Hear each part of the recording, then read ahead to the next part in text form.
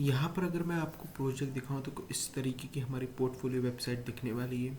और आप देखें यहाँ पर हमने एक हल्का सा छोटा सा होम बनाया हुआ है, जहाँ पर हमारे पास एक ये लिखने वाला टाइपराइटर भी है। फिर यहाँ पर हमने दो बटन का यूज़ किया हुआ है, हायर मी एंड गिटअप, और यहाँ पर देखें अबाउट मी, यहाँ पर हमने अपनी स्किल्स को लगाया हुआ है। और यहाँ पर अबाउट मी है, यहाँ पर माई रिज्यूमे है, यहाँ पर आप अपनी डिटेल्स डाल सकते हैं। यहाँ पर प्रोजेक्ट्स वगैरह आप अपने यूज़ कर सकते हैं। यहाँ पर मैंने यहाँ पर क्लिकेबल भी है ये, ठीक है।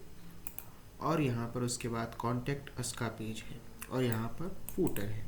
काफ़ी सिंपल सी ये पोर्टफोलियो वेबसाइट हमने रिएक्ट का यूज़ करके बनाई हुई है, और काफ़ी बिगनर फ्रेंडली ये प्रोजेक्ट होने वाला है। यहाँ पर मेन्यू बार में अगर मैं आपको दिखाऊँ, मैं रिज्यूमे पर क्लिक करूँगा तो ये देखें मैं रिज्यूमे पर पहुँच जाऊँगा। प्रोजेक्ट पर क्लिक करूँगा तो प्रोजेक्ट पर, यहाँ पर हमने इसमें 3D इफेक्ट भी डालने की कोशिश करी। अगर मैं इसको रिफ़्रेश करूँ तो आप देखेंगे लोड कुछ इस तरीके से होगी, ठीक है। तो ये काफ़ी सिंपल और काफ़ी अच्छा है। यहाँ पर देखें बॉटम टू टॉप का भी बटन दिया हुआ है हमने साइड में, अब यहाँ से गायब हो गया। नीचे जाएंगे बॉटम टू टॉप, तो काफ़ी बिगनर फ्रेंडली ये प्रोजेक्ट होने वाला है। तो आप इस प्रोजेक्ट में हमारे साथ लास्ट तक रहे, मज़ा आने वाला है। इस प्रोजेक्ट में काफ़ी कुछ लर्निंग होने वाली है। तो यहाँ पर मैं अपनी होम स्क्रीन पर आ चुका हूँ लैपटॉप की। तो यहाँ पर हमने क्या करना होगा, सबसे पहले हम एक फ़ोल्डर को क्रिएट करेंगे, राइट क्लिक करके न्यू पर क्लिक करेंगे और फोल्डर पर क्लिक करेंगे। और यहाँ पर हम कोई भी अपना फोल्डर का नाम दे देंगे। मैं यहाँ पर देता हूँ पोर्टफोलियो, ठीक है,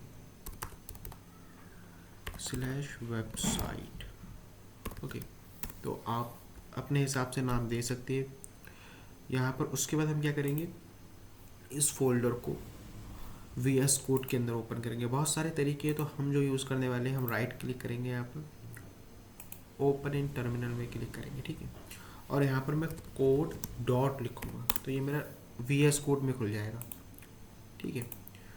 तो आप इस तरीके का यूज़ कर सकते हैं अगर आप चाहें, वरना आप यहाँ से 3 डॉट पे क्लिक करके फाइल पर क्लिक करके न्यू ओपन फोल्डर पर क्लिक करके कंट्रोल+0 इनकी का यूज़ करके आप ओपन कर सकते हैं, ठीक है। मैंने यहाँ पर सिंपल तरीका यूज़ किया जो कि सभी लोग यूज़ करते हैं। अब यहाँ पर हम रिएक्ट का ऐप यूज़ करेंगे, रिएक्ट का ऐप क्रिएट करेंगे। तो चलते हैं रिएक्ट की डॉक्यूमेंटेशन पर। रिएक्ट की डॉक्यूमेंटेशन इस पर क्या कहती है देखते हैं, ओके। सॉरी यार, ओके सॉरी, क्या पेपर बनूंगा मैं। तो यहाँ पर देखें हमने रिएक्ट की ऑफिशियल डॉक्यूमेंटेशन खोल लिया, react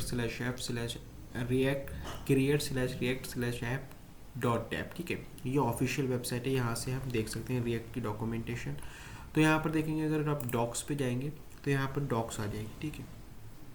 देखिए यहाँ पर इन्होंने क्या लिखा हुआ है, getting start, create react app is an officially support way to create single page React application. It's offer a modern build setup with no configuration, ठीक है। अब उसके बाद यहाँ पर इन्होंने क्विक स्टार्ट की एक हेडिंग दी हुई है। यहाँ पर देखें इन्होंने एक कमांड दी हुई है npx create/react selection, ठीक है। यहाँ पर इन्होंने ऐप का नाम दिया हुआ है, हम इसको यूज़ नहीं करने वाले हैं अपनी केस में। क्यों? क्योंकि हमने पहले से फोल्डर क्रिएट किया हुआ है, वरना हमने cd लिख के माई ऐप लिखेंगे तब हम उस फोल्डर में पहुँचेंगे, अपने ऐप को स्टार्ट कर पाएंगे npm स्टार्ट करके, ठीक है। देखिए तो यहाँ पर हम क्या करेंगे, इस कमांड को कॉपी कर लेंगे कहाँ तक, create/react/app, ठीक है। यहाँ पर हम माई ऐप को यूज़ नहीं करने वाले, ठीक है। अभी उसके बारे में देखेंगे तो हम कैसे क्रिएट करेंगे। टर्मिनल पे जाएंगे, ओपन टर्मिनल कर देंगे, और यहाँ पर ओपन टर्मिनल पर क्लिक करने के बाद यहाँ पर कमांड को पेस्ट करेंगे और ./ लिख देंगे और इंटर करेंगे। तो यहाँ पर ये इसी फोल्डर के अंदर हमारा रिएक्ट का ऐप क्रिएट होने लगेगा। देखिए आप, हमारा रिएक्ट का ऐप क्रिएट होने लगा है। हाँ, ये कुछ टाइम लेगा। जब तक ये टाइम ले रहा है मैं आपको बता देता हूँ मैंने यहाँ पर कौन कौन सी एक्सटेंशन इंस्टॉल की हुई है रिएक्ट के लिए। तो यहाँ पर मैं एक्सटेंशन में जाऊँगा, देखिए यहाँ पर मैंने ऑटो इम्पोर्ट एंड एक्सपोर्ट, ठीक है, ऑटो इम्पोर्ट की एक्सटेंशन इंस्टॉल की हुई है, आप इसको कर सकते हैं। और यहाँ पर मैंने एक एक्सटेंशन और इंस्टॉल की हुई है, ये थीम जो मैं यूज़ कर रहा हूँ, ठीक है। और उसके बाद मैंने कोड स्पेल चेकर नाम की भी एक एक्सटेंशन इंस्टॉल की हुई है। ये हमारे कोड में कहाँ हमने जो भी टाइप किया उसमें स्पेलिंग है या नहीं ये वो बता देता है। तो ये काफ़ी अच्छी एक्सटेंशन रहती है, अगर आप यूज़ करना चाहें तो यूज़ कर सकते हैं। यहाँ पर मैंने कंसोल निंजा भी यूज़ किया हुआ है, ये हमें बता देता है कहाँ पर, ठीक है।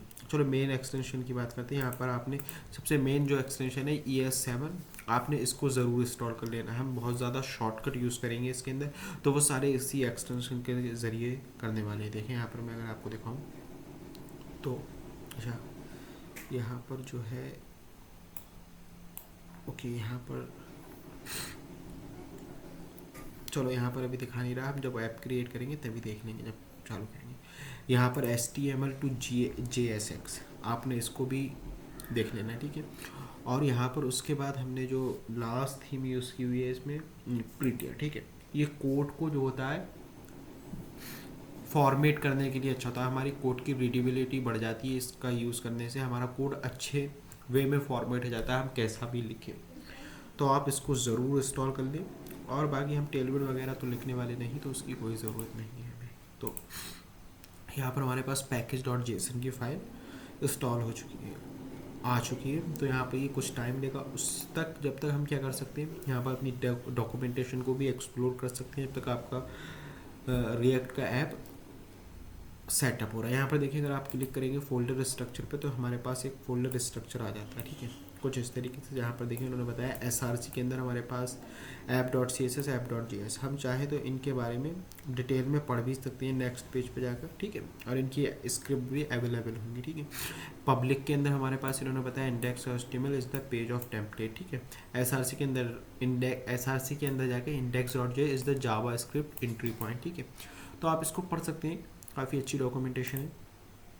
इवन सारी कोई भी लैंग्वेज हो गई या कुछ भी फ्रेमवर्क लाइब्रेरी कुछ भी हो गया तो उसकी डॉक्यूमेंटेशन अच्छी ही होती है। तो आप पढ़ें और समझें ये क्या कहना चाह रहे हैं। बाकी अभी हम यहाँ पर इंतज़ार कर रहे हैं ऐप का क्रिएट होने का। जब तक आप इसको थोड़ा बहुत पढ़िए, आपके एंड पर ये क्रिएट हो रहा है। मैं थोड़ा वीडियो को पॉज कर देता हूँ।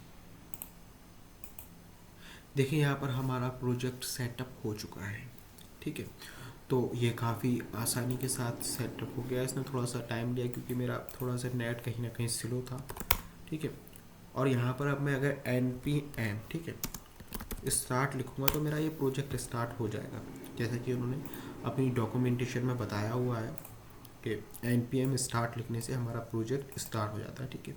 हमें यहाँ पर cd myApp वाली कमांड को यूज़ करने की कोई भी ज़रूरत नहीं है, क्योंकि ये हमने यहाँ पर माई ऐप का यूज़ नहीं किया। हम जो फोल्डर यूज़ कर रहे हैं वो ऑटोमेटिकली यहाँ पर इसने ले लिया। यहाँ पर देखिए ऐप स्टार्ट हो चुका है। यहाँ पर ये पहली बात तो ऑटोमेटिकली यहाँ पर इनने, आपने देखा होगा वीडियो में, तो इनने रिडायरेक्ट कर दिया था मुझे यहाँ पर, तो मुझे कोई भी दिक्कत की बात नहीं। यहाँ पर मैं आपको उससे पहले एक बात और बताना चाहूँगा। अगर आपने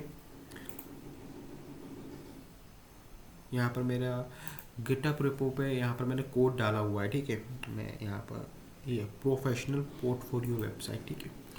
अगर आपको कोई भी दिक्कत आएगी नहीं, ठीक है, मैं इस बात को लेके चलता हूँ कि दिक्कत नहीं आएगी। लेकिन अगर आप बिल्कुल ही बिगनर हैं तो मे भी आपको प्रॉब्लम आ सकती है। तो अगर आपको कोई भी प्रॉब्लम आती है तो आप जाके अपने कोड को मैच करें और समझने की कोशिश करें। पहली बात तो हमने आपको इस यहाँ पर समझाया हुआ है तो कोई दिक्कत नहीं आएगी, ठीक है। यहाँ पर ये एक index.css फाइल है, मैं यहीं से कॉपी कर रहा हूँ, ठीक है। मैं इसको आपको जब यूज़ करूँगा तो समझाते हुए चलूँगा क्यों मैंने यहाँ पर इसको कॉपी किया यहाँ से। जब मैं इसको यूज़ करूँगा तो मैं आपको ज़रूर समझाऊँगा इस चीज़ को। जब जब हम इसको वीडियो में यूज़ करेंगे मैं आपको इसको समझाता हुआ चलूँगा। तो आपको इस index.css फाइल का लिंक भी डिस्क्रिप्शन में मिल जाएगा, आप वहाँ से कॉपी कर सकते हैं इसको, ठीक है। तो यहाँ पर मैंने इसको पहले कॉपी कर दिया। अब यहाँ पर मैं आपको थोड़ा सा ब्रीफ में पहले बता देता हूँ रिएक्ट के फोल्डर स्ट्रक्चर के बारे में। देखिए यहाँ पर हमारे पास पब्लिक फोल्डर है, यहाँ पर हमारा फेबिकॉन होता है, लोगो वगैरह, और यहाँ पर हमारी index.html फाइल भी होती है, ठीक है। यहाँ पर हम अपनी HTML फाइल को चेंज कर सकते हैं। यहाँ पर देखिए काफ़ी ज़्यादा कमेंट इन्होंने दिए हुए, तो मैं इनको सिंपल से क्लियर भी कर सकता हूँ अगर मैं चाहता हूँ।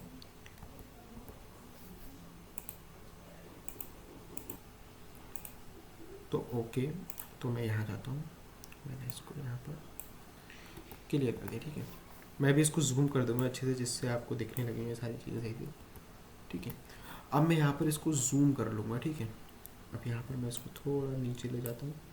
यहाँ पर अब मुझे हाँ सही लग रहा है जूम, होप आपको दिखता होगा, और जूम कर लेता हूँ। यहाँ पर देखिए टाइटल के अंदर मैं अपने ऐप का टाइटल दे दूँगा। मैं यहाँ पर देता हूँ पोर्टफोलियो। ये तो आपने बेसिक HTML जब पढ़ा था तो पढ़ ली थी, और ये वही हम कर रहे हैं। ठीक है, यहाँ पर अगर मैं यहाँ इसका टाइटल देखूँ यहाँ पर, ठीक है, देखिए ऊपर पोर्टफोलियो वेबसाइट। ठीक है, हमारा टाइटल भी हो चुका है।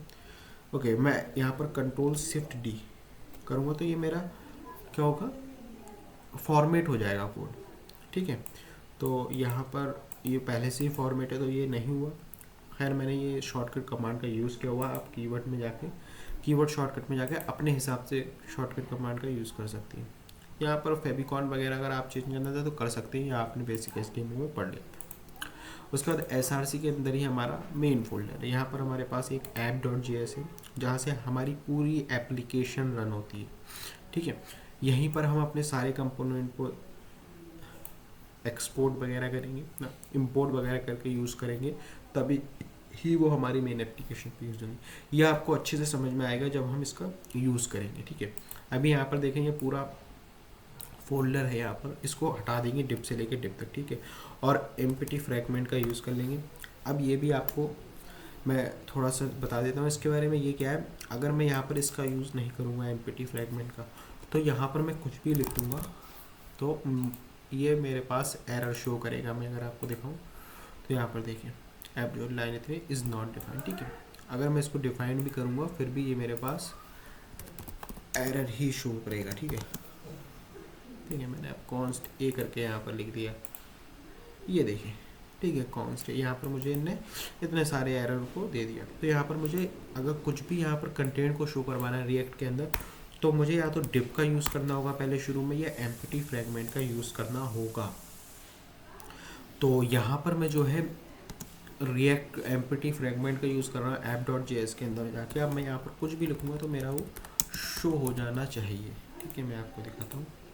तो यहाँ पर देखिए हेलो वर्ल्ड शो हो चुका है। ठीक है, ये सिंपल तरीका था। अब उसके बाद यहाँ पर index.css है, ये हमारी जो है ग्लोबल CSS है। ठीक है, यहाँ पर जो भी हम CSS को पेस्ट करेंगे उसको हम कहीं भी एक्सेस कर सकते हैं, और वो हमारे डायरेक्टली यहाँ पर बॉडी में शो होगी। ठीक है, तो ये हम और इसको कहीं भी एक्सेस कर सकते हैं। तो यहाँ से अभी हम कोड कॉपी कर रहे थे तो पेस्ट कर देते हैं index.css के अंदर। ठीक है, ओके, यहाँ पर मैंने इसको पेस्ट कर दिया है, तो आप भी इसको लिंक डिस्क्रिप्शन में डाउनलोड कर सकते हैं। उसके बाद यहाँ पर मेरे पास मेरे पास ओके, यहाँ पर मेरे पास एक index.css मैंने यहाँ पर पेस्ट कर दिया। यहाँ पर मेरे पास एक app.css, यहाँ पर मेरे ऐप का जो लोगो वगैरह अभी आपने देखा था वो सब यहाँ से हैंडल हो रहा था, तो मुझे इसकी कोई ज़रूरत नहीं है। तो मैं इसको कमेंट भी कर सकता हूँ, यहाँ से ख़त्म भी कर सकता हूँ। ठीक है, यहाँ पर app.css में ऐप की CSS अगर मैं आपको दिखाऊँ तो यहाँ पर अगर मैं आपको दिखाऊँ तो देखो यहाँ पर एक लोगो और एक app.css इम्पोर्ट है। यहाँ पर देखिए लोगो की CSS भी लिखी हुई है app.logo। ठीक है, तो ये ऐप की CSS है, तो हमने उसको यूज़ नहीं करना, हम इसको बिल्कुल ही शुरू से बनाने वाले हैं, तो इसका कोई काम नहीं है, तो हमने वहाँ से उसको ख़त्म कर दिया है। अब उसके बाद यहाँ पर index.js है, जैसे कि हमने पढ़ा था, और जो हमने यहाँ पर पढ़ा था कि यहाँ पर क्या था, डॉक्यूमेंटेशन में जाएंगे, फोल्डर स्ट्रक्चर में जाएंगे, यहाँ पर इंडेक्स है is the Java script entry point. यहाँ पर जी जावा स्क्रिप्ट का एंट्री पॉइंट है, और यहाँ पर जैसे हमने कहा app.js के अंदर हम अपनी पूरी एप्लीकेशन को रन करते हैं। जो हमारा app.js का फोल्डर है वो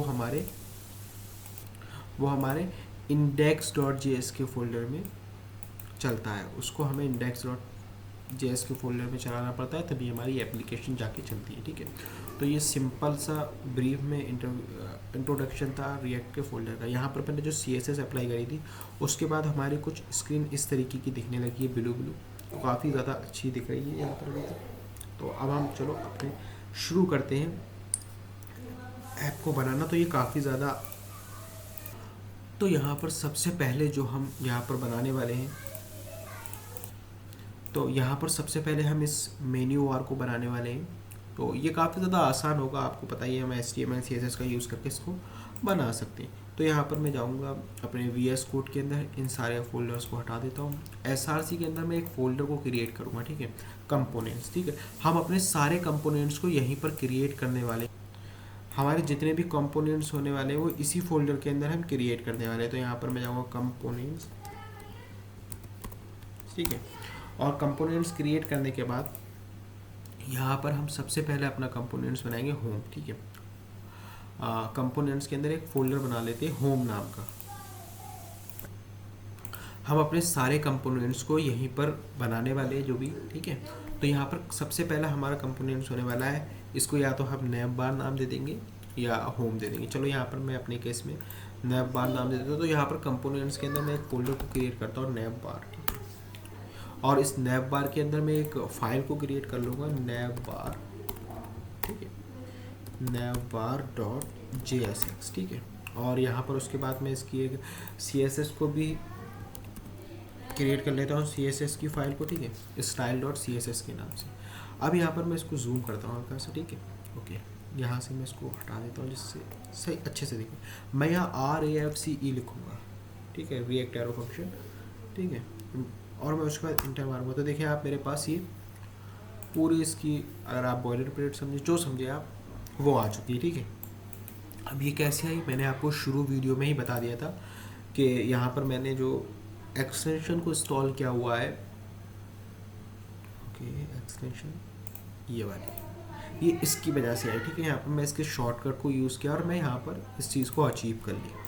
तो आपने क्या करना होगा, आपने इसी का यूज़ करना होगा। तो यहाँ पर देखिए मैंने यहाँ पर यहाँ पर इसकी CSS को, अब यहाँ पर नैव बार आ रहा है, ठीक है। अब सबसे पहले मैं क्या करूँगा, इस वाले फोल्डर को यहाँ शो करवाऊँगा अपने होम पेज के अंदर, ठीक है। यहाँ हेलो वर्ल्ड की जगह मैं यहाँ नैव बार को शो करवाऊँगा, ठीक है।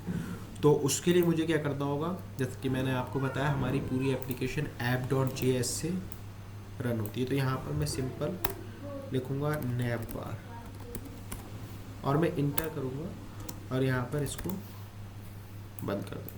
अब यहाँ पर खाली मैंने यहाँ पर लिखा हुआ नहीं है नैव बार, यहाँ पर इसको इंपोर्ट भी किया हुआ है, नैव बार फ्रॉम कंपोनेंट्स फ्रॉम नैव बार / नैव बार, ठीक है। मैं यहाँ पर क्लिक करके कंट्रोल करके माउस दबाऊंगा तो देखिए मैं अपने नैव बार के फोल्डर के अंदर आ चुका हूँ। तो मैं इंटेलिसेंस का यूज़ कर रहा हूँ VS कोड के।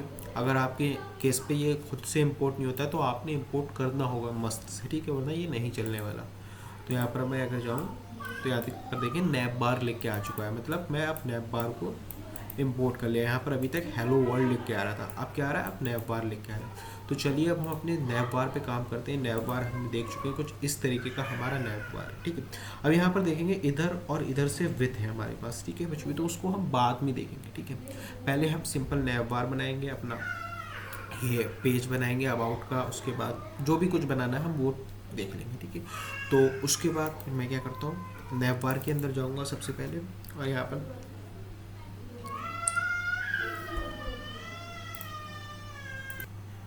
तो यहाँ पर देखें मैं अब नैव बार के अंदर सबसे पहले डिप है, तो मैं इसको यहाँ से नैव बार को हटा देता हूँ, डिप को रहने देता हूँ अपनी खाली।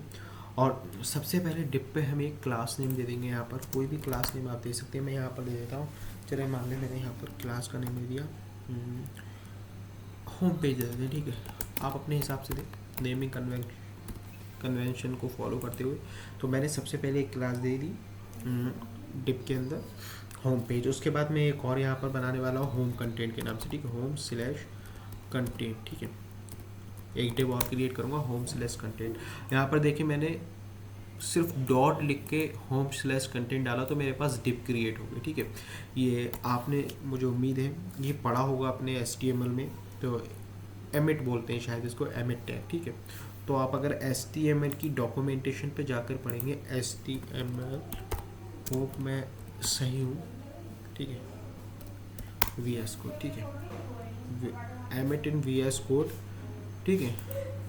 यहाँ पर देखें मैं इसको आराम से अगर चाहूँ तो पढ़ सकता हूँ पूरा। तो यहाँ पर आप थोड़ा नेट से देखें एमिट इन VS कोड, यहाँ पर देखें ये बोल रहे हैं UL, यहाँ पर आप इसकी ऑफिशियल डॉक्यूमेंटेशन पे जाकर पढ़ेंगे तो काफ़ी अच्छे से पढ़ सकेंगे। देखिए यहाँ पर इन्हें वीडियो में दिखाया किस तरीके से मैं ये लिख दिया इन्हें, ठीक है, ठीक है, ओके। और यहाँ पर देखें एमिट का यूज़ करके इन्होंने VS कोड में, ठीक है। तो यहाँ पर आप इनकी ऑफिशियल डॉक्यूमेंटेशन को जाके भी पढ़ सकते हैं। तो यहाँ पर मैं भी इस पर टाइम नहीं देने वाला हूँ, क्योंकि मैं यहाँ पर रिएक्ट के बारे में बता रहा हूँ। मैंने आपको बता दिया, अगर आपने नहीं पता था, ठीक है, कि आप पढ़ सकते हैं वहाँ, ठीक है। home/content.home/content लिखूँगा मैं, तो मैं अपनी डिप को अचीव कर लूँगा एक और, ठीक है। उसके बाद मैं एक और डिप बना दूँगा इसके अंदर कंटेंट, ठीक है। और कंटेंट के अंदर मैं सबसे पहले अपने लोगो की एक डिप बनाऊँगा, लोगो दूंगा मैं अपना, ठीक है। और लोगों के अंदर मैं अपनी IMG को दे दूँगा, ठीक है। अब ये भी हमने यहाँ पर IMG लिखा तो IMG टैग आ चुका है। यहाँ पर मैं लोगो IMG, ये आपको पता होगा ऑल्ट अगर आपने पढ़े हैं, वरना नहीं पढ़ा है तो आपने सिंपल यहाँ पर जाना है ऑल्ट टैग में, यहाँ लिखेंगे अगर ऑल्ट IMG टैग, सिंपल आपने सिंपल वे में डालेंगे तो यहाँ पर आपको देखें HTML IMG ऑल्ट एट्रीब्यूट, ठीक है। आप पढ़ सकते हैं, ठीक है। मैं आपको इसलिए यहाँ पर बता रहा हूँ पढ़े जाके, क्योंकि मैं ज़्यादा टाइम बर्बाद नहीं करना चाहता इन चीज़ों पर। मुझे लग रहा है बहुत ज़्यादा बर्बाद कर भी रहा हूँ मैं अब आपको आगे कुछ नहीं बताने वाला इस बारे में। मैं सोच रहा हूँ पहली वीडियो सभी कुछ बता दूँ ऐसे नहीं, ठीक है, इसलिए मैं बता रहा हूँ। लेकिन अब हम कोशिश करेंगे ना बताएं। यहाँ पर एक मेन्यू बार बनाएंगे यहाँ पर हम अपने, ठीक है। एक क्लास, एक डिव क्रिएट करेंगे मेन्यू के लिए। उसके बाद यहाँ पर मैं क्या करूँगा, मेन्यू हम लोगों को पता है बाद में यूज़ करेंगे, ठीक है। पहले अपने पूरे नैव बार को इस चीज़ को अचीव कर लेंगे, उसके बाद हम इस लोगों के ऊपर जाएंगे, ठीक है। क्योंकि ये इसका साइज काफ़ी बड़ा होगा तो ये फिर हमें दिक्कत देगा, ठीक है। तो पहले हम इजी काम करेंगे, फिर उसके बाद इधर जाएंगे। है तो ये भी ईजी, लेकिन थोड़ा हमें अपनी फंक्शनैलिटी को अचीव करने में ज़्यादा दिक्कत नहीं होने वाली, वरना लोगों को हमें साथ के साथ साइज करना होगा, ठीक है। अब हमने मेन्यू के लिए बना लिया। अब यहाँ पर हमें LI को यूज़ करना होगा और UL को यूज़ करना होगा। अगर मैं UL लिखूँ और यहाँ पर ग्रेटर देन, ठीक है, LI लिख दूँ और इंटू 3 लिख दूँ, ठीक है, तो मैं एक UL और 3 LI को यहाँ पर क्रिएट कर सकूँगा आराम से, ठीक है। लेकिन मेरे केस में कितनी है देखूँ, अगर मैं यहाँ पर मैंने क्या है, home, about me, resume, project, contest, 1 2 3 4 5, ठीक है। तो ठीक है, तो मैं यहाँ पर 5 यहाँ पर चलिए, ठीक है, शिफ्ट डी दबाऊँगा तो मैं यहाँ पर इसको भी कर लूँगा, तो दिक्कत नहीं होगी मुझे। होम हो गया मेरा, दूसरा हो गया अबाउट अस, ठीक है। अबाउट मी लिख देता हूँ, या अबाउट अस, ये तो आपके ऊपर है, आप जो चाहें वो लिख सकते हैं। यहाँ पर रिज्यूमे, ठीक है। और उसके बाद रिज्यूमे के बाद यहाँ पर मैं लिखने वाला हूँ प्रोजेक्ट, ठीक है, प्रोजेक्ट। और प्रोजेक्ट के बाद मैं यहाँ पर यूज़ करूँगा कॉन्टैक्ट का, ठीक है, कॉन्टैक्ट। ओके, यहाँ पर देखें हमारा बन चुका है एक UL काफ़ी अच्छे से। और यहाँ पर मैं देखना चाहूँगा ये मेरा, देखिए मैंने कंट्रोल शिफ्ट डी दबाया तो यहाँ से ये इधर आ गया, मतलब ये फॉर्मेट हो चुका है, ठीक है।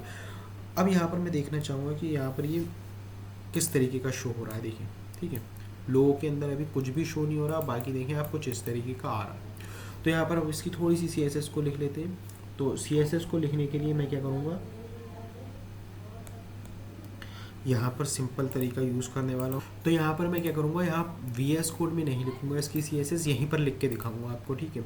तो जिससे कि आप देख सकें किस तरीके से सारी चीज़ें हो रही। तो मैं थोड़ा सा इसको हाफ कर देता हूँ जिससे आपको दिखने लगे, ठीक है। अब यहाँ पर मैं अपनी मेन्यू वाली क्लास पर जाऊँगा, ठीक है। अब मुझे सबसे पहले क्या करता हूँ, मैं इसके कलर को वाइट कर देता हूँ जिससे आपको दिखे चीज़ें होती हुई, ठीक है। ये तो सिंपल तरीका था, ठीक है। अब मुझे इसको कॉलम में लेके आना है, अगर मैं सही हूँ तो यहाँ पर मैं डिस्प्ले को फ्लैक्स कर दूँगा इसके लिए, ठीक है। और डिस्प्ले को फ्लैक्स करने के बाद अभी यहाँ नहीं हो सकता है, यहाँ पर ये नहीं लग रही है, क्योंकि मुझे LI को लेके आना है। तो पहले मैं पूरे मेन्यू बार की डिस्प्ले को फ्लैक्स करूँगा, उसके बाद मैं अपने LI को अचीव कर लूँगा, ठीक है। यहाँ पर मैं कुछ इस तरीके से यूज़ करने वाला हूँ इसको। तो यहाँ पर जो है मैंने यहाँ पर अपने मेन्यू बार में डिस्प्ले को सबसे पहले मुझे फ्लैक्स करना होगा, फिर मैं यहाँ गैप को भी दे देता हूँ, ठीक है। मैं गैप को 20 पिक्सल्स दे देता हूँ, ठीक है। अभी यहाँ पर आपको कुछ होते हुए नहीं दिख रहा है, जाहिर सी बात है। गैप में 20 पिक्सल इसलिए यूज़ कर रहा हूँ मैं। और यहाँ पर उसके बाद मैं इसके जस्टिफाई कंटेंट को पता है क्या कर दूँगा, जस्टिफाई कंटेंट को मैं कर दूँगा फ्लैक्स एंड, ठीक है।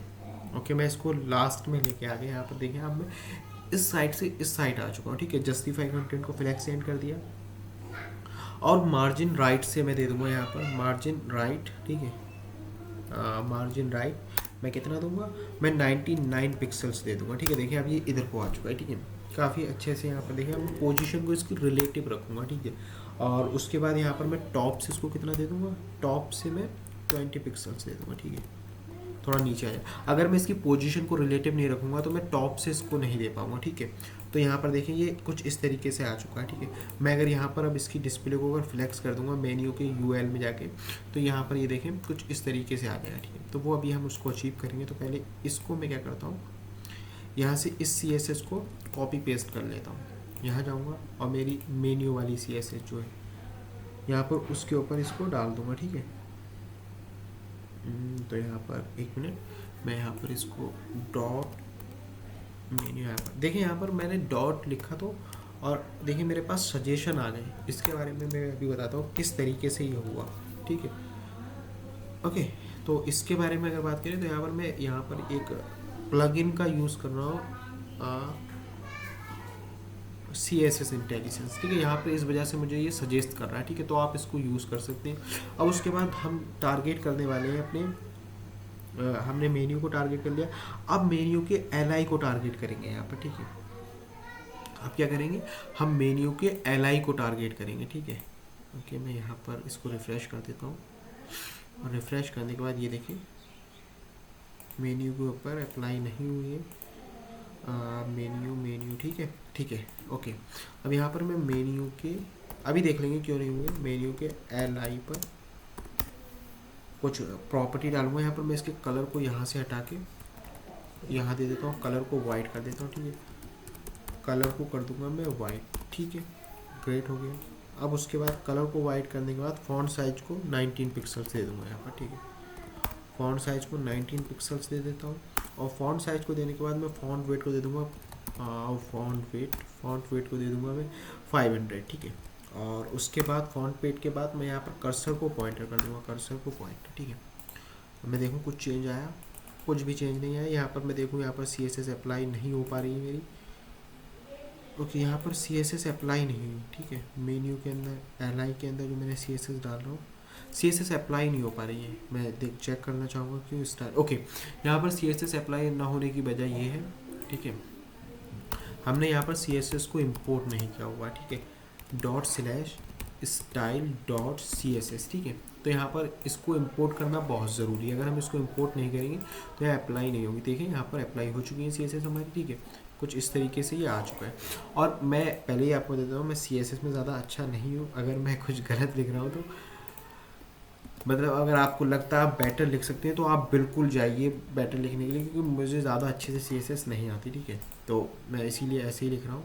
तो यहाँ पर कुछ इस तरीके से मैंने यहाँ पर लिख दी है इसकी CSS को। मैं देखता हूँ, ये इसको सिलेक्ट करता हूँ। सिलेक्ट करने के बाद मेन्यू के UL को मैं डिस्प्ले को फ्लैक्स कर दूँगा, तो मेरा क्या, हाँ ठीक है, मेन्यू के UL की डिस्प्ले को मैं फ्लैक्स कर दूँगा, ठीक है।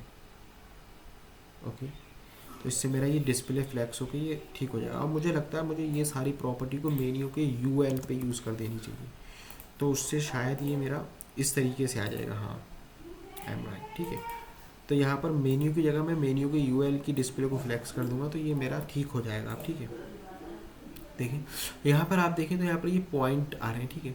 तो इसको ख़त्म करने का सबसे बढ़िया तरीका जो मेरा होने वाला है, तो वो मैं अभी यूज़ करूँगा यहाँ पर, ठीक है। ओके, यहाँ पर मैसेज आ गया, तो ठीक है। अभी बात को देखेंगे, इसको यहाँ पर ये क्यों आ रहे हैं, ठीक है। टेक्स्ट डेकोरेशन, ठीक है, यहाँ पर एक प्रॉपर्टी होती है, वो देख लेंगे अभी हम, ठीक है। या जो भी प्रॉपर्टी होती है हम उसको देखेंगे। अब उसके बाद मैं यहाँ पर क्या करने वाला हूँ, आई गॉट दी इशू। यहाँ पर हमें जो इशू आ रहा था, तो यहाँ पर मैं पता है क्या करूँगा, यहाँ पर जाके ये जो मैंने अभी मेन्यू को UL पे लगाई है, ये सारी को अभी मैं खाली मेन्यू पे ही लगा रहने देता हूँ, ठीक है। बाद में हम उसको अचीव कर लेंगे, ठीक है, जो भी कुछ होने वाला है। यहाँ पर अभी ये देखें मेरा हो चुका है सही, ठीक है। मैंने कुछ भी यहाँ पर नया यूज़ नहीं किया है, ठीक है। तो यहाँ पर सिर्फ वही प्रॉपर्टी, अगर आप पहले वीडियो में जाके देखें, और आप सिर्फ वही प्रॉपर्टी, ठीक है। मेरा वो लोड होने में या सेव होने में दिक्कत हो रही थी, इस वजह से यहाँ पर प्रॉपर्टी नहीं आ पा रही थी, ठीक है। तो यहाँ पर मुझे अब दूसरी चीज़ को अचीव करना है। यहाँ पर ये थोड़ा सा गैप को मुझे देना होगा, मुझे लग रहा है गैप थोड़ा सा कम है इसके अंदर। तो मैं यहाँ पर देख सकता हूँ गैप क्यों कम है, ठीक है। यहाँ पर देखिए, यहाँ पर डिस्प्ले फ्लैक्स, ठीक है। ओके, मैं यहाँ पर इसको एक बार रिफ़्रेश करता हूँ, तो देखें ये कुछ इस तरीके से आ चुका है, ठीक है। अब उसके बाद मैं क्या करूँगा, यहाँ पर ये पॉइंट जो है आप देखें, मैं इनको ख़त्म करता हूँ, ठीक है। ओके, यहाँ पर जो है लिस्ट स्टाइल को नन कर दूंगा तो यहाँ से ये चले जाएंगे, ठीक है। अभी हम इसको आराम आराम से सारी चीज़ें करते हुए चलेंगे। मैं थोड़ा सा कंफ्यूज था शुरू में, इस वजह से ये दिक्कत आई, ठीक है। यहाँ पर मुझे कंट्रोल एस कर दूँगा। ओके, चलो देखते हैं ये क्यों नहीं हो रहा है। इन सब चीज़ों को हम देखते हुए चलेंगे, ठीक है। लिस्ट स्टाइल को मैंने नन किया, लेकिन ये प्रॉपर्टी अप्लाई नहीं हुई। बाद में देखेंगे क्यों नहीं होती है ये अप्लाई, ठीक है। यूएल की मेन्यू लिखने के बाद हम मेन्यू के एल पे लिखेंगे, ठीक है। फिर से मेन्यू के एल पे होवर को यूज़ करेंगे, ठीक है। अब मैं यहाँ लिखूँगा मेन्यू, ठीक है। इसके एल को मैं अभी चेक कर लूँगा यार क्या दिक्कत आ रही है मेरी मेन्यू, ठीक है। ओके, अब यहाँ पर मैं क्या करूँगा, इसके ऊपर होवर का यूज़ करूँगा। तो होवर के लिए मैं क्या करूँगा, हाइफन होवर, ठीक है। ओके, होवर को यूज़ कर लिया यहाँ पर। अब होवर के लिए मैं यहाँ पर कलर को क्या करूँगा, कलर, और कलर के अंदर वेर का यूज़ करूँगा। और यहाँ पर मैं कलर यहाँ index.css के अंदर आ जाऊँ तो यहाँ पर देखिए मैंने एक कलर दिया हुआ है पिंक, ठीक है, // पिंक। मैं इसको डायरेक्टली एक्सेस कर लूँगा यहाँ पर // पिंक डाल के, और मैं उम्मीद करूँगा कि ये मेरा एक्सेस भी हो चुका होगा। मैं इस पर होवर करूँगा तो देखें पिंक कलर का ये कलर आ रहा है, ठीक है, काफ़ी अच्छा हो गया। अब उसके बाद मैं यहाँ पर क्या करूँगा, अगर आपको कोई भी बैकग्राउंड में नॉइज़ वगैरह नहीं तो आप थोड़ा इग्नोर कर सकते हैं, ठीक है। प्रोजेक्ट पे ध्यान दें। ये पहली वीडियो हम आगे से कोशिश करेंगे और अच्छे से अच्छा बनाने की, ठीक है, तो आप उसकी टेंशन ना लें। अब यहाँ पर होवर भी हो चुका है। अब यहाँ पर मैंने एक डिप दी थी कंटेंट नाम की, ठीक है। यहाँ पर देखिए मुझे सजेशन मिल चुकी है। मैं इसके बैकग्राउंड कलर को ब्लैक कर दूंगा, ठीक है, बहुत बढ़िया। और पोजीशन को रिलेटिव कर दूंगा, ये भी बहुत बढ़िया हो गया, ठीक है। यहाँ पर मैं इंटेलिजेंस का यूज़ कर रहा हूँ, इसलिए मुझे पूरी प्रॉपर्टी को लिखने की कोई ज़रूरत नहीं है, ठीक है। वरना मैं अगर कोई भी बेकार सॉफ्टवेयर का यूज़ करना तो मुझे ज़रूरत होती है, और हम क्यों ना यूज़ करें जब हमारे इंडस्ट्री में यही यूज़ होने हैं, ठीक है। तो विथ को मैं 100% दे दूंगा, ठीक है। मैंने टॉप को ऊपर 11% दिया और इसको 100% दे दिया। हाइट को मैं यहाँ पर यूज़ करूँगा, हाइट मेरी रहेगी 64 पिक्सल्स की, ठीक है, 64 पिक्सल्स, ओके। और उसके बाद मैं बॉर्डर को दे दूंगा 2 पिक्सल्स, ठीक है, सॉलिड। ओके, सॉलिड मेरा रहेगा, मैं कोई भी यहाँ पर चूज़ कर सकता हूँ। जैसे यहाँ पर मैं यूज़ कोड लिख देता हूँ यहाँ पर 4C4545, कुछ इस तरीके का ये मेरा बॉर्डर रहेगा, ठीक है। तो यहाँ पर मैं इसको अब देखूँ तो कुछ इस तरीके का आ रहा है, ठीक है। देखें आप पीछे, यहाँ पर देखें हमने इस चीज़ को अचीव कर लिया जो यहाँ पर बैकग्राउंड में आ रही है, ठीक है। तो देखें यहाँ पर मैंने इस चीज़ को अचीव कर लिया है यहाँ पर हमने। अब यहाँ पर ये हमारा मेन पॉइंट है। अभी देखते हैं ये हो क्यों नहीं पा रहा। मैं चलो मेन्यू के यूएल पे लगा दूँ तो ये कोई दिक्कत दे रहा है, मैं देखता हूँ, ठीक है। मैं अभी कंफ्यूज हो चुका हूँ क्या दिक्कत, ठीक है। यहाँ पर देखिए हो चुका है, तो हम इसको यूएल पे लगा देंगे तो हम इस चीज़ को अचीव कर लेंगे। मैं बाद में देखूँगा, मुझे मेन्यू पर ही लगानी होगी ये क्लास, अगर मुझे ध्यान है। हम CSS को चेंज करते हुए चलेंगे जैसे हमें नीड होगी उस हिसाब से। अभी हमने यहाँ पर इस जो मेन्यू वाली क्लास थी उसके UL पे डिस्प्ले को फ्लैक्स कर दिया, ठीक है, जिससे कि हमारा कुछ ये इस तरीके का आ चुका है, ठीक है। तो मैं क्या करूँगा, यहाँ पर इसके टॉप को थोड़ा सा कम कर दूँगा, जो यहाँ पर मैंने टॉप दिया था इसको 10 पिक्सल कर दूँगा, जिससे कि ये सेंटर में आ जाएंगे, ठीक है। मैं अगर आपको दिखाऊँ तो ये देखिए, ठीक, मैं यहाँ पर, ठीक है, ये सेंटर में आ चुके हैं। अब इसको रिफ़्रेश कर देता हूँ, ठीक है, ये काफ़ी ज़्यादा अच्छा हो चुका है। अब यहाँ पर हम लोगों का यूज़ करेंगे, तो लोगों को यूज़ करने के लिए यहाँ पर मैं क्या करता हूँ, अपने पुराने वाले प्रोजेक्ट के लोगों को ले आता हूँ यहाँ पर जो मैंने यूज़ किया था। आपको बिल्कुल भी मैं नहीं कहूँगा आप इसी को यूज़ करें, आप चाहें तो आप अपने हिसाब से कोई इमेज या लोगो ढूंढें और वहाँ से लेके आएँ, ठीक है। तो यहाँ पर मैं इमेजेस फोल्डर को यहाँ से कॉपी करूँगा, ठीक है, सिंपल। कॉपी करने के बाद जो हमारा पोर्टफोलियो वेबसाइट है इसके अंदर जाऊँगा, SRC के अंदर जाऊँगा, यहाँ पर इसको पेस्ट कर दूँगा, ठीक है। तो इमेज फोल्डर हमारा आ चुका होगा, मैं अगर देखूं तो ये देखिए यहाँ पर इमेज फोल्डर आ चुका है, ठीक है। यहाँ पर लोगो 2 के नाम से एक PNG पड़ी हुई है, ठीक है। अगर आप यूज़ करना चाहें तो लिंक डिस्क्रिप्शन में है, वरना मैं कहूँगा आप खुद से लोगो यूज़ करें। आप आइडिया ले रहे हैं, बहुत अच्छी बात है। अगर मेरा आपके प्रोजेक्ट में है, मैं ये भी रिकमेंड नहीं करूँगा कि आप इसी की तरह सेम डिट्टो छाप दें, नहीं। आप थोड़ा बहुत अपना दिमाग लगाएं, थोड़ा रिसर्च करें, ये देखें कि बन कैसा है। अगर आप बिगनर, ठीक है, नहीं, अगर इनिशियली आप नहीं सोच पा रहे हैं तो बना सकते हो, कोई दिक्कत नहीं, बना लेनी चाहिए। क्लोन प्रोजेक्ट स्टार्टिंग में मैंने भी बनाए ही थे, ठीक है, तो इससे कोई दिक्कत नहीं। लेकिन अगर आप सोच सकते हैं कि ऐसे, तो आप कोशिश तो कर सकते हैं इवन, ठीक है। कलर तो चेंज कर ही सकते हैं अपने हिसाब से, ठीक है। कुछ बैकग्राउंड में जैसे हमने यहाँ पर डार्क ब्लू दिया हुआ है, आप इसको चेंज कर दें, आप और कुछ दे दें। यहाँ पर मैंने होवर पे पिंक दिया हुआ है, आप और कोई सा दे सकते हैं, मैंने यहाँ पर चेंज किया। आप इन चीज़ों को तो इवन चेंज कर सकते हैं, ठीक है। तो ये काफ़ी आसान चीज़ें, आप उम्मीद करूँगा कि आप इन चीज़ों को चेंज कर सकेंगे, ठीक है। तो यहाँ पर हम जाएंगे अपने VS कोड के अंदर। यहाँ पर VS कोड के अंदर जाके मैं नैव बार के अंदर जाके अपने इस लोगो को इंपोर्ट कर लूँगा। लोगो को इंपोर्ट करने का तरीका क्या है, मैं लिखूँगा इंपोर्ट। कोई भी चीज़ को इंपोर्ट करने के लिए हम इंपोर्ट स्टेटमेंट का यूज़ करते हैं। उसके बाद फ्रॉम, ठीक। फ्रॉम के बाद यहाँ पर तो डबल कोट का यूज़ करेंगे या सिंगल कोट का, ये आप पर डिपेंड करता है। अगर आप सिंगल का यूज़ करेंगे और आप ट्विटर का यूज़ करेंगे तो फिर डबल कोट ही कर देगा, तो थोड़े सिंगल का यूज़ कर लो, ठीक है। उसके बाद मैं डॉट स्लैश लिखूंगा, तो यहाँ पर देखिए मैं नैप बार में आ चुका हूँ। फिर डॉट स्लैश लिखूंगा तो यहाँ पर मैं इमेजेस वाले फोल्डर तक पहुँच जाऊँगा और स्लैश लिख के लोगो 2.png को एक्सेस कर लूँगा। अब यहाँ पर मैं जाऊँगा और यहाँ पर देखिए हमारी लोगो की PNG जो SRC के अंदर मैं क्या करूँगा, ब्रैकेट लगाऊंगा स्क्वायर, और यहाँ पर अपने लोगो को, यहाँ पर जो मैंने लोगो यहाँ पर लिया था इंपोर्ट के टाइम, उसको यूज़ कर लूँगा। और अब मैं यहाँ आके देखूँगा तो मेरा देखिए लोगो इस तरीके का आ चुका है। देखिए यहाँ पर मेन्यू भी यहाँ आ चुकी है, इसीलिए मैंने बोला था कि हम लोगों को बाद में यूज़ करेंगे, ठीक है। तो यहाँ पर अब लोगों के CSS लिख लेते हैं। बहुत सिंपल सी CSS होने वाली है यहाँ पर लोगों की। तो सबसे पहले मैं लोगों की हाइट को सेट कर दूँगा, जिससे कि हम इसकी हाइट को सेट कर सकें, ठीक है। लोगो हाइट को मैं 3 पिक्सल्स कर देता हूँ। लेट मी चेक, ठीक है। ये वर्क कर रही है। यहाँ पर लो की हाइट का यूज़ करने के लिए बोला था, ठीक है। कोई नहीं, अभी हम देखेंगे। हमने हाइट को यूज़ कर लिया है यहाँ पर। अब उसके बाद हम एक बार इसकी हाइट, लोगों की हाइट का यूज़ कर, लोगों क्लास की, अब लोगों की IMG की हाइट को यूज़ कर लेंगे यहाँ पर। मैंने पहले ही बोला था मैं CSS में अच्छा नहीं हूँ। अगर आपको लगता है आप बेटर कर सकते हैं तो आप बिल्कुल ट्राई कीजिए। हाइट को मैं 65 पिक्सल्स कर दूँगा और उसके बाद में मार्जिन लेफ़्ट को मैं जब खुद से बनाता हूँ कोई भी प्रोजेक्ट, आप मुझे हायर कर सकते हैं fiverr.com पर। अगर मैं खुद से कोई प्रोजेक्ट बनाता हूँ तो मैं बूटस्ट्रैप का ज़्यादातर यूज़ करता हूँ, ठीक है। या और भी कुछ वेबसाइट हैं जिनका यूज़ करता हूँ। तो यहाँ पर देखिए लोगो हमारा आ चुका है। मैंने बोला था CSS टाइम पे चेंज करेंगे। यहाँ पर देखिए मैंने यहाँ पर शुरू में टॉप पे क्या दिया था, 21.2 दिया था। मैंने इसको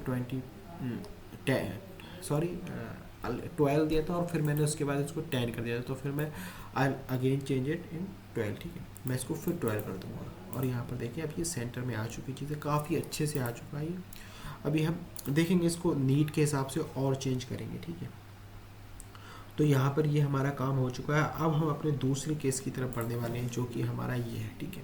काफ़ी ज़्यादा अच्छे से बने। अभी हमने ये विथ जो साइड से है, अभी मैंने इसको स्किप किया हुआ है। हम बाद में इसको भी देखेंगे किस तरीके से हम इसको अचीव कर सकेंगे। पहले हम हमें इस चीज़ को पे फोकस करेंगे। तो इसके लिए हम क्या करेंगे, यहाँ पर फोल्डर में जाएंगे, एक फोल्डर बना लेते हैं यहाँ पर, ठीक है। आप अपने हिसाब से बना सकते हैं। जैसे कि मैं इसको अगर बोलूँ तो मैं यहाँ पर अगर दिखाऊँ आपको, तो मैं यहाँ पर इसको तो यहाँ पर अब मैं इसको नाम दे देता हूँ बैनर। तो यहाँ पर मैं फ़ोल्डर क्रिएट कर लूँगा एक बैनर के नाम से, ठीक है, बैनर। और उसके बाद मैं यहाँ पर इसके अंदर एक फ़ाइल क्रिएट कर लूँगा banner.jsx, और इसके अंदर मैं फ़ोल्डर को क्रिएट कर लूँगा style.css, ठीक है। ओके, ये 2 फोल्डर क्रिएट हो चुके हैं। बैनर के अंदर जाके मैं इसको RAFC को यहाँ पर लिखूँगा तो बैनर मेरा इंपोर्ट हो जाएगा, ठीक है। CSS को सबसे पहले मैं इंपोर्ट करूँगा, ठीक है, / ठीक है, style.css, ठीक है। ओके, मैं यहाँ से इसको ओपन भी कर लूँगा banner.css को।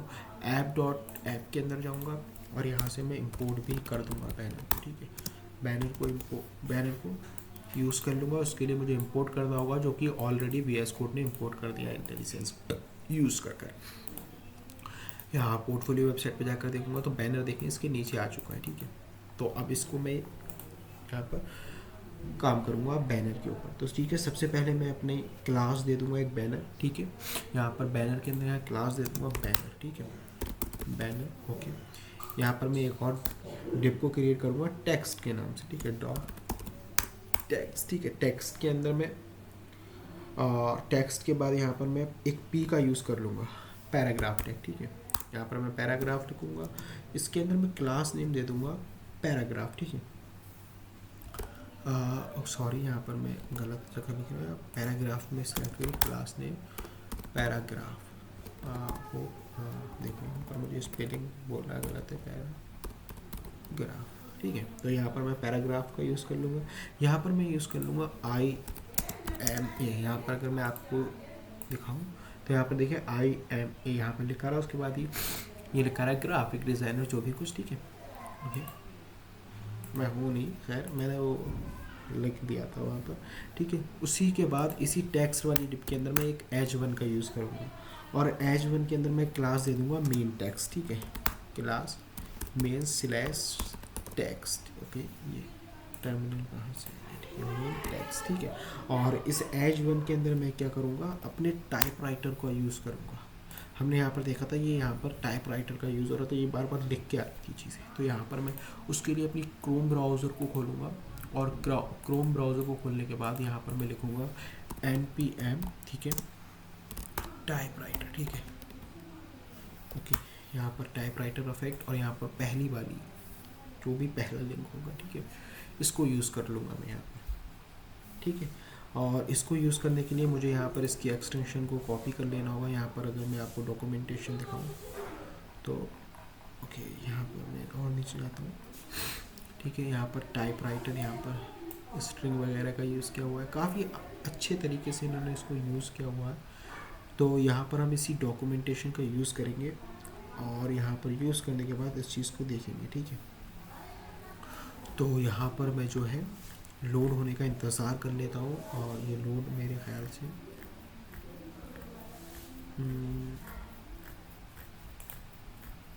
ये लोड हो चुका है। मैं यहाँ पर इसको यहाँ पर कॉपी करूँगा। कॉपी कर लेने के बाद यहाँ पर मैं अपने टर्मिनल को ओपन कर लूँगा, ठीक है। यहाँ पर मैं इस तरीके से भी ओपन कर सकता हूँ, ठीक है। यहाँ पर ओके, ये रहा, मैं यहाँ पर कुछ इस तरीके से इसको यहाँ यूज़ करूँगा, और यहाँ पर इंस्टॉल कर लूँगा, ठीक है। तो यहाँ पर ये मेरा टाइपराइटर इंस्टॉल हो जाएगा, ठीक है, काफ़ी आराम से। तो यहाँ पर देखिए इंस्टॉल हो चुका है।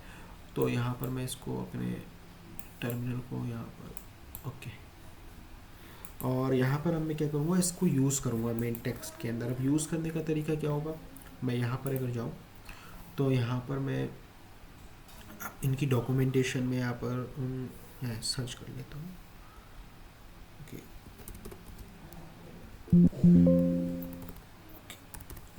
यहाँ पर और भी कहीं होगा, ठीक है, ग्रेट। यहाँ पर देखिए, ठीक है। मुझे यहाँ पर सबसे पहले यहाँ पर alternative you can use also pass in option use auto play in looping for example, ठीक है। यहाँ पर मैं इंपोर्ट करूँगा इस टाइपराइटर को, ठीक है, सिंपल, और इंपोर्ट कर लेते हैं यहाँ पर इसको। ओके, इंपोर्ट करने के बाद यहाँ पर मेन पैराग्राफ में जाऊँगा। अब मुझे इस टाइपराइटर को यूज़ करना होगा, ठीक है, टैब का यूज़ कर लेते हैं। और यहाँ पर उसके बाद मैं क्या करूँगा, इस पूरे को यहाँ से ले आऊँगा, ठीक है, जस्ट सिंपल कॉपी पेस्ट, ठीक है। कंट्रोल शिफ्ट डी दबाऊंगा तो ये देखें ऑटो फॉर्मेट हो चुका है, ठीक है। अब यहाँ पर अगर मैं जाऊँ तो ये देखें कुछ लिख कर आ रहा है हेलो वर्ल्ड, ठीक है। अब यहाँ पर आप जो मर्जी चाहे वो लिख सकते हैं, ठीक है। मैं लिख देता हूँ JS डेवलपर कोड इन JS, ठीक है। और उसके बाद में यहाँ पर कुछ भी लिख सकते हैं, I am a developer programmer लिख देते हैं, ठीक है। नहीं, वैसे लिखने में क्या जा रहा है, ठीक है। देखिए कोड इन JS, और उसके बाद यहाँ पर मेरा दूसरा आ चुका है डेवलपर, ठीक है। अब यहाँ पर मैं क्या करूँगा, यहाँ पर H1 टैग के जस्ट ऐड होने के बाद, इस टैग के ऐड होने के बाद यहाँ पर मैं एक बटन नाम की डिप को ऐड करूँगा, बटन, ठीक है। यहाँ पर अगर मैं यहाँ दिखाऊँ आपको, यहाँ पर तो दो बटन का यूज़ किया है, एक हायर में, एक गेटअप, ठीक है, ओके। तो यहाँ पर जो है इन बटन का यूज़ कर लेंगे। तो यहाँ पर आप लिखें सिंपल बटन, ठीक है, और यहाँ पर एंटर कर दें। यहाँ पर क्लास नेम डाल दें। क्लास नेम डालने के बाद मैं डालूँगा BTN/HR, ठीक है। अब यहाँ पर मैं हायर मी को डाल देता, ठीक है, हायर, ओके। इसी को शिफ्ट डी दबाऊँगा तो ये मेरा डुप्लीकेट हो जाएगा, ठीक है। ये शॉर्टकट का यूज़ कर रहा हूँ, ये डिफ़ॉल्ट नहीं है, या आप अपनी उंगलियों के हिसाब से सेट करते हैं इनको, तो आप कीबोर्ड शॉर्टकट में जाके देख सकते हैं, ठीक है। git/btn, ठीक है। गिटहब का है तो मैंने git/btn नाम की क्लास दे दी है, तो मैं यहाँ पर दे दूँगा गिटहब। ओके, यहाँ पर मैंने गिटहब का यहाँ पर यूज़ कर लिया है। और उसके बाद हमारी ये डिप यहाँ पर, ये सेकंड डिप, ठीक है। ये जो टेक्स्ट वाली डिप है, इसको ख़त्म होने के बाद यहाँ पर हम एक और डिप का यूज़ कर लेंगे, model/img, ठीक है। model/img डिप का नाम दे देता हूँ मैंने, img दे दिया तो img कर देंगे इसको। और उसके बाद यहाँ पर हम अपनी img को यूज़ कर लेंगे सिंपल। यूज़ करने के लिए मैं यहाँ पर img के अंदर मैं अगर जाऊँ तो यहाँ पर model.png, यहाँ पर देखिए मैंने इस इमेज का यूज़ किया। तो सेम गोज़ फॉर लाइक, यहाँ पर मैंने पहले क्या क्या था, मैंने इंपोर्ट किए थी img, ठीक है। इंपोर्ट्स, ठीक है, मॉडल, ठीक है, मॉडल फ्रॉम, ठीक है, //, ठीक है, // यहाँ पर इमेजेस, और इमेजेस में जाकर सिलेक्ट model2, ओके, खाली model.png, ठीक है। इसका URL model.png, ठीक है, model2 में। ओके, मैंने यहाँ पर अपनी यूज़ कर ली थी बाद में, ठीक है। यहाँ पर अपनी इमेज को यूज़ कर लिया था, तो मैंने कुछ इस तरीके से इस इमेज को बनाया था, ठीक है। तो आप, मैं भी यहाँ पर आपको सिंपल इमेज यूज़ करके दिखा देता हूँ, या मैं model2png ले देता हूँ, ठीक है, ठीक है। ओके, अब यहाँ पर मैं क्या करूँगा, यहाँ पर अभी इसको बाद में यूज़ कर लूँगा। ओके, और उसके बाद अब हम क्या करेंगे, इसकी CSS को देखेंगे, इसकी CSS को राइट करेंगे, ठीक है। तो यहाँ पर सबसे पहली क्लास हमारी बैनर की होने वाली है, ठीक है, जिसको हम टारगेट करेंगे यहाँ पर। उससे पहले हम देख लेंगे कुछ इस तरीके से हमारे बटन आ चुके हैं यहाँ पर। अगर मैं इमेज को यूज़ कर देता तो वो यहाँ आ जाती है, जैसे कि मैंने अभी शुरू में भी इमेज को बाद में यूज़ किया था, तो मैं इसको भी बाद में यूज़ करूँगा, डिस्प्ले को फ्लेक्स, ठीक है। अगर आपने अभी तक CSS का कहीं भी ट्यूटोरियल वगैरह कहीं से भी नहीं सीखी है, तो मैं ले आओ एक स्पेसिफिक वीडियो बना देंगे हम इस पर, ठीक है। जस्टिफाई कंटेंट को मैं स्पेस अराउंड कर दूंगा, बैकग्राउंड को मैं यहाँ पर, सॉरी मैंने खाली बैकग्राउंड लिखा था, ठीक है, बैकग्राउंड कलर, खाली बैकग्राउंड को मैं क्या करूँगा यहाँ से RGBA, ठीक है, दे देता हूँ। और देने के बाद यहाँ पर हमारे पास देखो कुछ 3-4 प्रॉपर्टी आ गई है, ठीक है। तो यहाँ पर मैं फर्स्ट में 0 दे दूँगा, एंड देन सेकंड में क्या करूँगा, मैं ग्रीन को हटाकर मैं यहाँ पर अगर देखूँ तो 255 दे दूँगा, ठीक है, 255। और थर्ड में भी मैं अपने 255 दे दूँगा, ठीक है। एंड देन उसके बाद 0 255 255, ठीक है। और उसके बाद मैं 0 कर दूँगा यहाँ से 0, एंड देन 255, ठीक है, 0 के बाद 25 खाली, ठीक है। और यहाँ पर मैं इसको देखता हूँ चेक करके, तो ओके, अभी हमारा बैकग्राउंड चेंज नहीं हुआ है, तो हम देख लेंगे क्यों नहीं हुआ बाद में, ठीक है। इन चीज़ों को फिक्स करेंगे बाद में, ठीक है। ओके, तो अब मैं यहाँ जाता हूँ, बैकग्राउंड को दे दिया मैंने, ठीक है। उसके बाद मैं यहाँ पर क्या करूँगा, बॉक्स शेडो को दे दूँगा, ठीक है। अभी ये सारी चीज़ें काम करेंगी, अभी आप जैसे जैसे देखें, कुछ देर इंतज़ार करें, आप देखिए, ठीक है। बॉक्स शेडो को मैं क्या करूँगा, यहाँ पर मैंने वैसे मैं आपको बताऊँ तो बॉक्स शेडो को कॉपी किया था, ठीक है। तो आप कॉपी कर सकते हैं, मैं यहाँ पर आपको दिखा दूँ, बॉक्स शेडो, ठीक है, मैंने ऐसे ही कुछ लिखा था, कॉपी कर लिया था यहाँ से। CSS, ये 93 बॉक्स शेडोज़ नाम की एक वेबसाइट है, गेट से यहाँ से कॉपी किया था, ठीक है। लेकिन मैंने सेम प्रॉपर्टी का यूज़ किया था, मैं उसी को यहाँ पर यूज़ करने वाला हूँ। तो यहाँ पर मैं बैनर की CSS में जाके, ये लिंक आपको डिस्क्रिप्शन में मिल जाएगा, ठीक है। मैं इसको यहाँ से कॉपी कर लूँगा, ठीक है, देन ग्रेट, ठीक है। यहाँ पर बॉक्स शेडो को यूज़ कर लिया है, ठीक है। तो मैंने यहाँ पर जो यूज़ किया था वो मैंने आपको बता दिया, ठीक है। और इवन मैं ऐसे नहीं, ठीक है, मैंने ये नहीं किया था, ठीक है, मुझे याद आ गया, ठीक है, मेरे क्लिक कर गई माइंड में, बैकग्राउंड कलर क्यों नहीं यूज़ हुआ, ठीक है। तो यहाँ पर बॉक्स शेडो नहीं था वो, ठीक है। मैंने यहाँ पर ग्लोरीमॉर्फिज्म कलर का यूज़ किया था बैकग्राउंड में, ठीक है। उसी की वजह से मैं ये यूज़ कर रहा था, ये Hype4.academy की एक वेबसाइट है, वहाँ पर जाकर यूज़ किया था मैंने, ठीक है। यहाँ से, यहाँ देखिए, ये background, box shadow, back drop, ठीक है, बैक की ड्रॉप, ठीक है। इसको यहाँ पर आप अपने हिसाब से यूज़ कर सकते हैं, आप जैसा यूज़ करना चाहें। तो यहाँ पर देखिए, मैं इसको यूज़ कर लूँगा, ठीक है, ये बॉर्डर तक, ठीक है, बैकग्राउंड कलर को यहाँ पर बॉर्डर हो गया, ठीक है। अब यहाँ पर मैं इसको कॉपी कर लेता हूँ, कॉपी करने के बाद यहाँ पर मैं सिंपल पेस्ट कर दूँगा। और होप कीजिए अब मेरा अप्लाई हो चुका होगा। एक बैकग्राउंड कलर यहाँ पर देखें, ठीक है, ये देखिए हमने वो